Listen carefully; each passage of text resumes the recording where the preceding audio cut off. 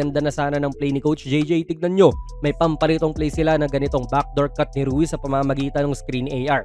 Kita natin na kinover naman ni Amen yung cut na iyan, pero sa AR, hindi naman din tumigil sa pagtakbo at umangat para sa pin down. May screen si Ayton sa kanya, tapos malilito si Shepard dyan. Akala niya lalapit pa si AR kay Lebron, pero ang nangyari, pumesto na siya kagad sa tres.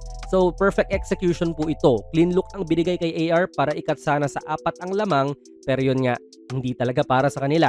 Hindi lang yan isang beses, pangalawang beses na yan na libre po si AR sa tres. Isang tira na certainly na ipapasok naman niya, idol. Hindi natin pwede sabihin na injured pa siya kasi kung injured yan, edi sana hindi yan nandyan ngayon. Sadyang hindi lang talaga niya napasok. Yun na yun.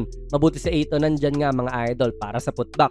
Pati itong tres ni Lebron to cut the lead to 1. Kita natin si Sengun na hindi naman inaangatan si Lebron, mga idol, at wala rin pong sumabay sa tira niya.